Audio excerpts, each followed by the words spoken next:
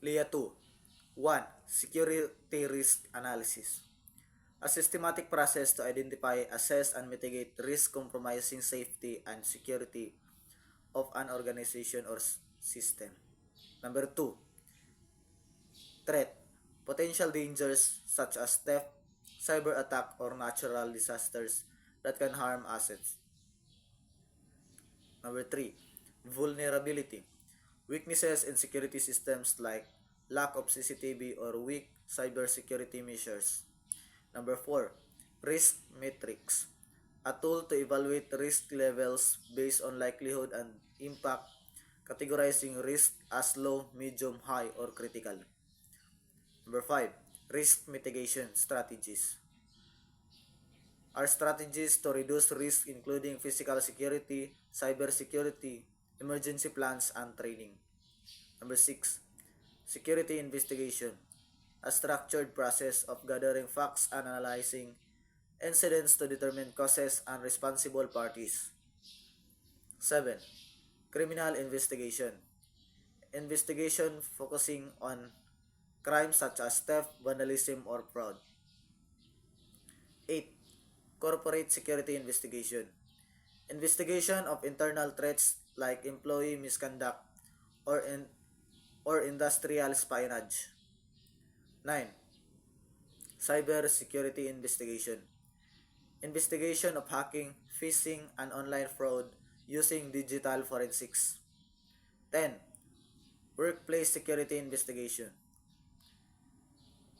Investigation addressing harassment, violence, and policy violations at work. 11. Background investigation. Verification of an individual criminal record, employment, and financial history. 12. License to operate or LTO. A permit issued by the PNP allowing a private security agency to operate legally. 13. License to exercise security profession or LESP. A permit allowing an individual to work legally as a security professional. 14. Security agency or PSA. An entity providing security guards or specialized security services for hire. 15. Security consultant. A professional who designs security plans and provides advisory services without directly providing guards. 16. Security hardware. Devices like alarms, CCTV, and biometric scanners used to protect people and property. 17. PNP SOSIA. The government office supervising and regulating private security services in the Philippines. 18.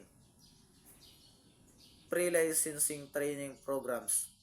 Mandatory training for new security professionals before obtaining LESP.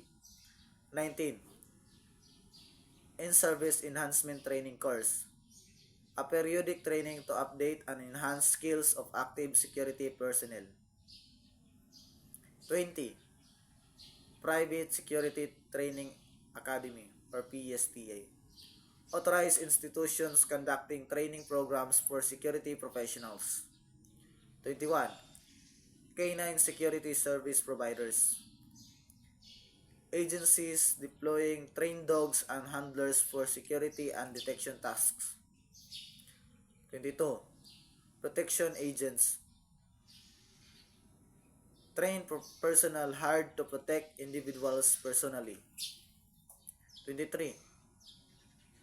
Private detective agents. Licensed agencies providing investigation service like surveillance and background checks. 24. Security officer or supervisory course. Training for security personnel aiming for leadership roles. 25. Security consultancy services. Firms offering risk assessment and security planning advisory services.